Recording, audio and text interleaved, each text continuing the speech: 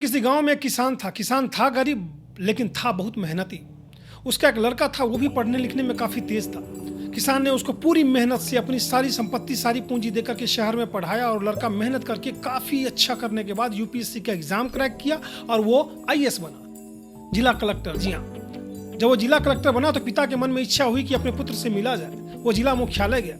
वहां पहुंचकर उसने उसके कंधे पर हाथ रखा और उसने पूछा पिता ने कि बेटे ये बताओ कि मुझ में और तुम में कौन ज्यादा शक्तिशाली है। बेटे ने कहा ऑफ कोर्स पिताजी, मैं। पिता को थोड़ी सी निराशा हुई, शायद वो इस उत्तर को एंटिसिपेट नहीं कर रहा था। उसने कहा कि कोई बात नहीं, सब कुछ दिया, बातचीत हुई और चलने लगे। चलते समय पिता ने पुनः वो सवाल पूछा, क्योंकि उसके मन में कहीं ना कहीं था कि बेटा मेरा इतना बड़ा हो गया और थोड़ा सा क्रेडिट तो मुझे देगा कहीं ना कहीं।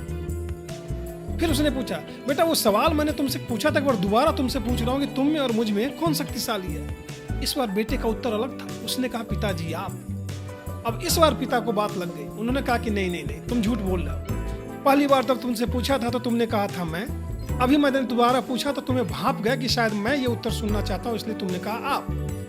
बेटा बड़े प्यार से उसके पास आया, पिता को हक करके बोला, नहीं पिताजी, बात ये नहीं है। बात ये है कि जब तक मेरे कंधे पे, मेरे सर पे आपका हाथ है, तब तक मैं दुनिया का सबसे शक्तिशाली व्यक्ति हूँ, तब तक मैं दुनिया का सबसे सौभाग्यशाली व्यक्ति हूँ। जिस दिन यह हाथ हट जाता है ना, उस समय मेरा अस्तित्व नहीं है। हाँ दोस्तों, आपके जीवन में अगर आपके ऊपर पिता की छाया है तो आप दुनिया के सबसे सौभाग्यशाली आदमी है ना।